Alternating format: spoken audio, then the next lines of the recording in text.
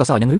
ប្រើធម្មពលឲ្យអស់ពីខ្លួនវាប្រហាវាទៅបើវាបន្លឺសំឡេង3ដងគឺចាត់ទុកថាជាទេពកសបើមិនបន្លឺសោះគឺជារាជបុត្រនៃស្ថានសួគ៌បើបន្លឺ6ដងគឺជារឿងអស្ចារ្យហើយបើបន្លឺ7ដងគឺជារឿងអស្ចារ្យបំផុតក្នុងលោកតែបើអាចបន្លឺដល់8ដងបាននោះប្រាកដជាផែនដីចំណែកឯឋានសួគ៌វិញគឺនៅពីលើផែនដីជាបុត្រនៃមេឃលោកសិស្សបងលោកសាឡបងមុនទៅបានហើយលោកគ្រូ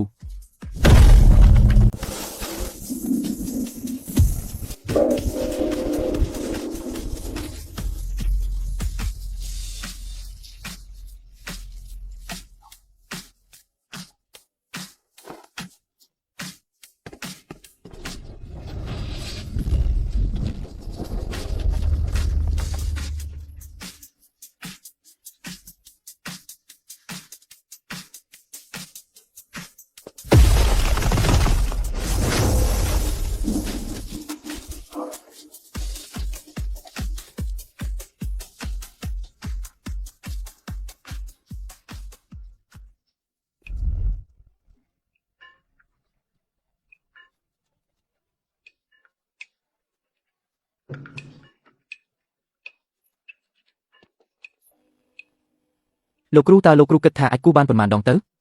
រឿងនឹងចាំបាច់ត្រូវគិតទីថៃលោកគ្រូប្រកាសជាគូបាន9ដងហើយទេពកោសល្យរបស់គ្រូមិនចាំបាច់និយាយច្រើនក៏ដឹងដែរ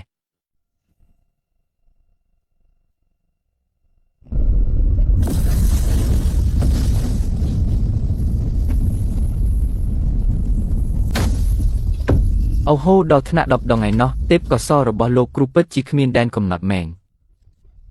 10ដងពេញលេងបែបនេះមិនមែនត្រឹមតែជាកូននៃផែនដីទេនេះវាជាព្រះហើយ10ដងគឺដល់កម្រិតកំពូលហើយគ្មានកន្លែងសម្រាប់អភិវឌ្ឍទៀតទេតើគួរតែសប្បាយចិត្តឬក៏គួរតែសោកសៅទៅវិញ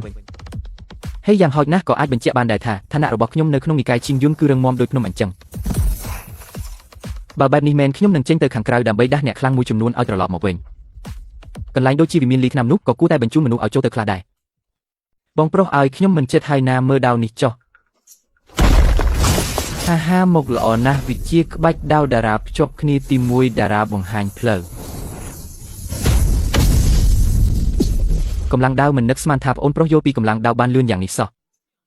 នៅតែបងប្រុសខ្លាំងជាងខ្ញុំចាញ់ហើយប្អូនប្រុសឲ្យប្អូនគ្រាន់តែខ្វះបទពិសោធន៍ប្រយុទ្ធជាក់ស្ដែងប៉ុណ្ណោះលោកគ្រូធ្លាប់និយាយថាការប្រយុទ្ធជាក់ស្ដែងគឺជាវិធីរីកចម្រើនលឿនបំផុតគ្រាន់តែប្រយុទ្ធឲ្យបានច្រើនដងទៀតនឹងតាមទាន់ហើយមែនហើយបងប្រុសខ្ញុំមកដល់និកាយដោយប្រញាប់ប្រញាល់កាលពីថ្ងៃមុនមិនទាន់បានប្រាប់គ្រួសារនៅឡើយទេខ្ញុំត្រូវចេញពីនិកាយ2 3ថ្ងៃដើម្បីយកដំណឹងល្អនៃការហ្វឹកហាត់ទៅប្រាប់គ្រួសារអញ្ចឹងសូមឲ្យប្អូនប្រុសធ្វើដំណើរដោយសុវត្ថិភាពណាប្អូនចង់ចេញពីនិកាយ2 3ថ្ងៃឬមួយប្អូននឹកគូដណ្ដឹងរបស់ប្អូនទៅហើយលោកគ្រូខ្ញុំបានហើយខ្ញុំនឹងទៅជាមួយប្អូនដែរយ៉ាងណាក៏នៅទីនេះវាអផ្សុកដែរទៅដើរលេងបណ្ដាមើលទំនៀមទម្លាប់នៃរាជវង្សយើងបណ្ដាទៅអូហូល្អណាស់អរគុណលោកគ្រូខ្លាំងណាស់ខ្ញុំចាញ់ហើយ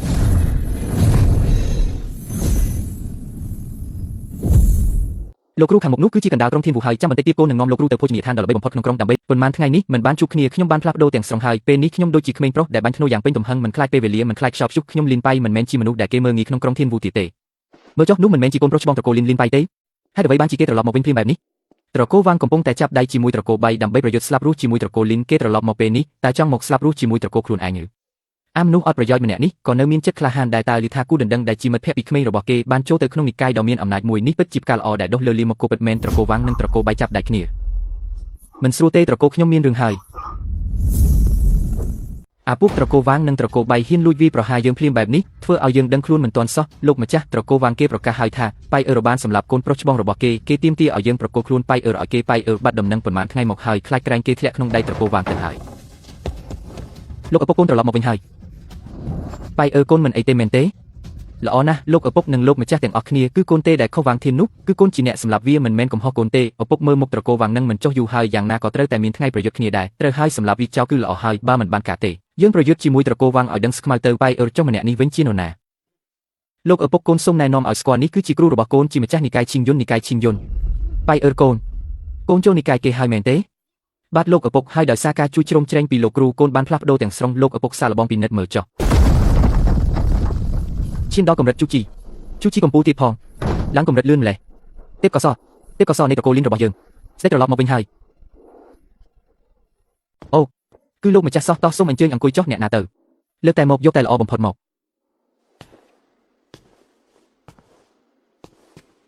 លោកម្ចាស់ត្រកូលលីនកុំចិត្តអីលីនប៉ៃគឺជាសិស្សចំណិតរបស់និកាយឈីងយុនយើងដូចជាមនុស្សក្នុងផ្ទះដែរមែនហើយចុះអាត្រកូលវាងអីនឹងមែនទេ ខ្ញុំធ្លាប់និយាយហើយថាត្រកូលវាងមិនចាំបាច់មានទៀតទេទុកឲ្យពួកវាលោតផ្លោះបាន2ថ្ងៃហើយដល់ពេលត្រូវធ្វើតាមសញ្ញាហើយលោកម្ចាស់ត្រកូលវាងចាប់ដៃជាមួយត្រកូលប៉ៃមានអ្នកក្បាច់គុណកម្រិតដល់ទៅ4នាក់ឯណោះត្រកូលវាងនេះវាល្បិចច្រើនណាស់យើងធ្លាប់ចាញ់បោកវាម្ដងហើយគិតគូរឲ្យល្អិតល្អន់សិនទៅទើបសុវត្ថិភាពមិនបាច់ទេពួកចាស់ទុំកុំបារម្ភអីនិកាយឈីងយុនយើងមានអ្នកខ្លាំងច្រើនណាស់ត្រកូលវាងតូចតាចប៉ុណ្ណឹងហ៊ានមកសម្ដែងក្បាច់គុណមុខយងទៀតនិយាយត្រូវហើយត្រកូលវាងតូចតាចប៉ុណ្ណឹងគ្រាន់តែបាញ់ម្រាមដៃក៏លីដែរបើអញ្ចឹងមែនក្នុងនាមជាម្ចាស់ត្រកូលលីនខ្ញុំសូមបញ្ជាឲ្យអ្នកត្រកូលលីនទាំងអស់ត្រៀមខ្លួនតាមការចាត់ចែងរបស់លោកម្ចាស់ត្រៀមខ្លួនតាមការចាត់ចែងរបស់លោកម្ចាស់មិនបាច់រំខានដល់អ្នកទាំងអស់គ្នាទេយាបាយទៅត្រកូលវាងមួយទៅបាទលោកម្ចាស់នៅមានមនុស្សលាក់ខ្លួនទៀតកម្រិតរបស់ខ្ញុំបែរជាមិនដឹងសោះតើអាចជាអ្នកកម្រិតដ៏ខ្លាំងក្លាតើលោកម្ចាស់ពិតជាមានឋានៈខ្ពង់ខ្ពស់កម្រិតណាទ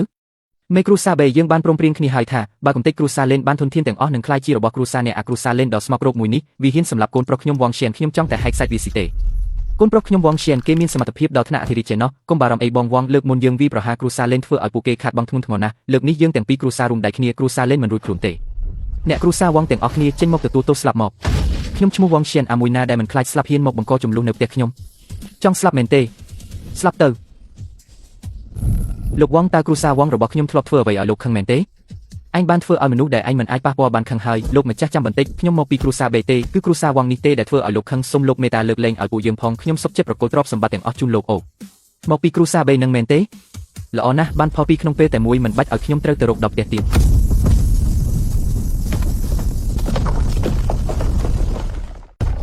លោកម្ចាស់វិញត្រកូលវងនិងត្រកូលបេត្រូវបានកំទេចចោលអស់ហើយនេះជាធនធានទាំងអស់របស់ពួកគេសូមលោកម្ចាស់ទទួលយកចុះលោកម្ចាស់វិញត្រកូលលេនរបស់ខ្ញុំចង់ខ្លាយជាកម្លាំងក្រមអាវុធរបស់និកាយខេងយិនយើងនឹងស្មោះត្រង់នឹងលោកម្ចាស់មិនមានចិត្តក្បត់ឡើយសូមលោកម្ចាស់មេត្តាអនុញ្ញាតផងបានហើយប្រព័ន្ធតើការទទួលយកកម្លាំងណាមួយសុទ្ធតែទទួលបានពិន្ទុនិកាយមែនទេបើអញ្ចឹងតើខ្ញុំអាចទៅលបួងត្រកូលទាំងអស់ក្នុងលោកនេះបានទេអូលោកម្ចាស់លោក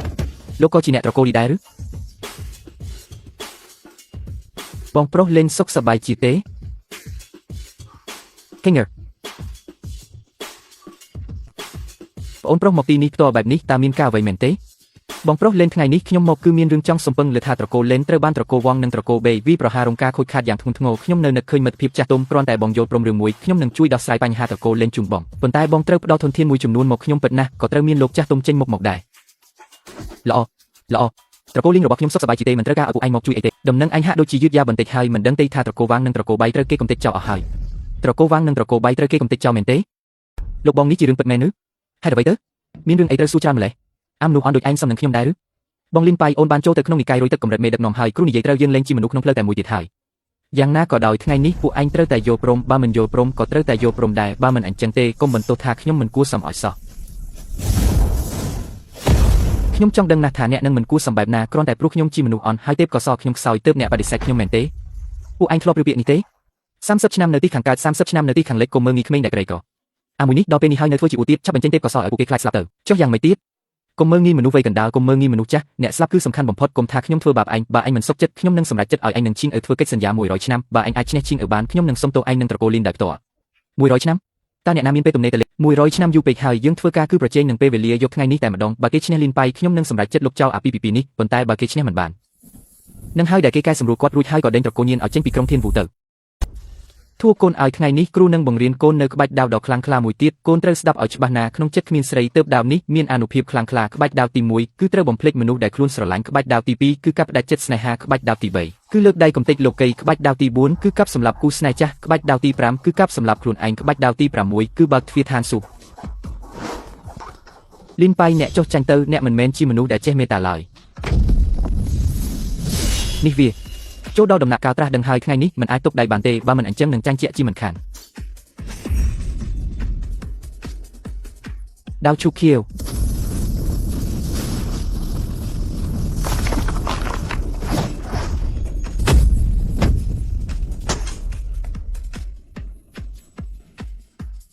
កំពូលភ្នំស៊ូសានបងលីនប៉ៃតើបងអាចធ្វើបានទ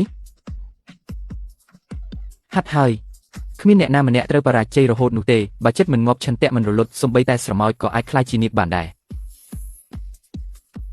មកទៀតគុំច្រណែននឹងសត្រូវគុំនឹកដល់មនុស្សក្នុងចិត្តគុំបន្ទោសពិភពលោកដ៏វឹកវរនេះអ្វីដែលនៅសល់គឺគ្រាន់តែបំផ្លាញធូលីលោកប៉ុណ្ណោះ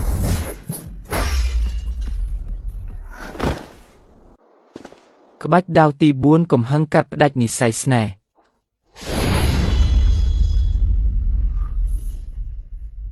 ឈប់សិន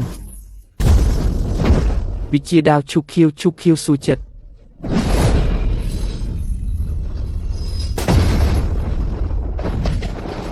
អញហ៊ានមែនទេ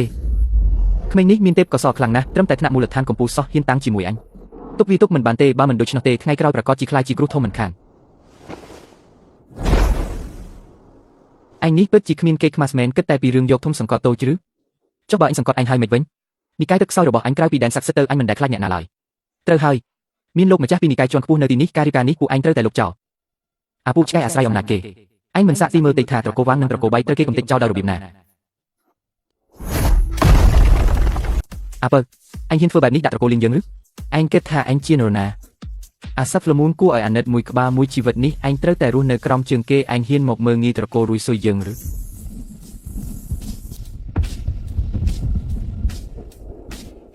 អ្នកណាដែលហ៊ានប្រឆាំងនឹងបំណងរបស់ម្ចាស់ត្រកូលត្រូវតែស្លាប់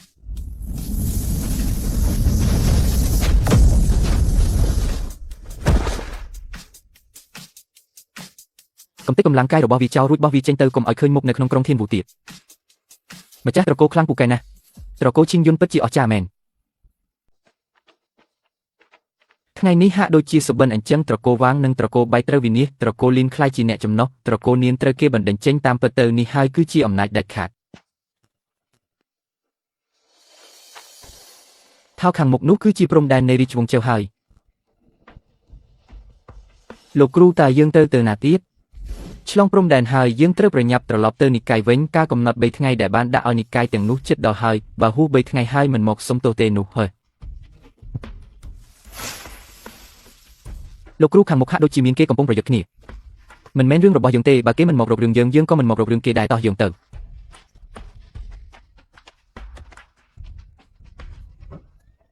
ឈិនរួយស្វល់អញគ្មានផ្លូវរត់រួចទៀតទេមែនទេប្រកួតឆ្នាំសម្ងាត់មកឲ្យល្អមកមិនប្រកាសថាខ្ញុំអាចទុកសាកសបែងឲ្យនៅល្អបានទេបើមិនអញ្ចឹងទេខ្ញុំនឹងកំទេចកម្លាំងកាយអញចោលឲ្យឯងបើដែលខ្ញុំទទួលនេះគឺធ្វើឲ្យអ្នករស់មិនបានស្លាប់មិនបានគុំសង្ឃឹមថានឹងបានឆ្នាំសម្ងាត់នេះឲ្យសោះទោះបីជាខិនរួយស្លាប់ក៏មិនឲ្យពួកឯងបានវាដែរព្រះអង្គខ្ញុំនឹងការពារព្រះអង្គឆាប់យាងទៅចុះលោកមេតបមានគេមកដល់ពិតជាខូចអារម្មណ៍មែនឈប់សិនពួកឯងបាននិយាយអ្វីមែនទេពួកលោកបន្តទៅចុះយើងគ្រាន់តែដើរកាទេហ៊ានណាស់ទីកន្លែងស័ក្តិសិទ្ធិចិត្តបើកហើយសុកចិត្តសម្រាប់ខុស1000នាក់ក៏មិនព្រមដោះលែងម្នាក់ដែរហ៊ាននិយាយជាមួយមេតបម្នាក់នេះបែបនេះទៀតគ្រូរបស់ខ្ញុំបានប្រាប់ហើយថាយើងគ្រាន់តែដើរកាទេមិនឬទេ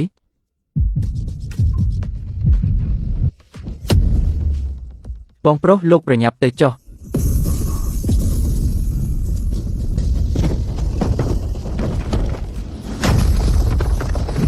បងប្រុស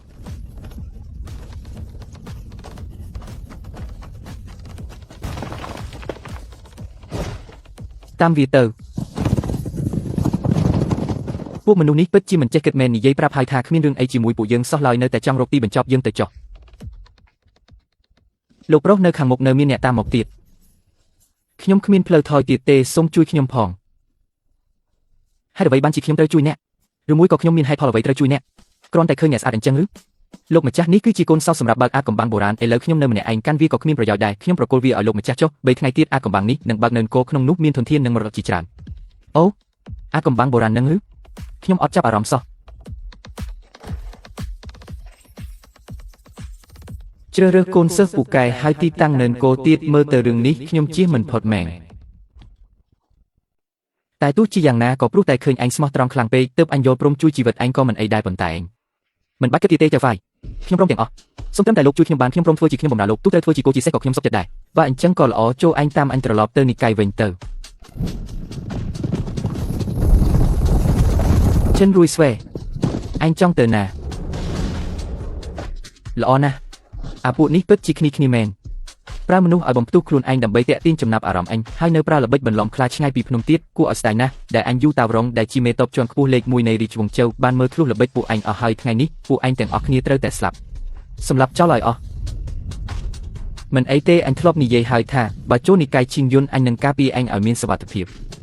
ម្ចាស់និកាយយាយប៉ៃផ្ញើពួកវាទៅជួបស្ដេចយមរាជទៅឆាប់គេចេញពីផ្លូវមេតបនេះភ្លាមបើមិនចង់ស្លាប់ទាំងអស់គ្នាទេនោះចូលថយចេញទៅរឿងនេះមិនធំដុំទេតែបើហ៊ានមករ៉ាំងផ្លូវខ្ញុំថ្ងៃនេះពួកមនុស្សអួតអាងដូចជាឯងខ្ញុំបានសម្លាប់ចោលរាប់សិបនាក់ទៅហើយចេះតែអួតដោយសារពូថៅបំបែកភ្នំនៅក្នុងដៃមេតបនេះទោះបីពួកឯងមក1000នាក់ក៏ត្រូវស្លាប់1000នាក់ដែរសម្លាប់វាឲ្យអស់ចាប់យកព្រះនាងមកឲ្យបាន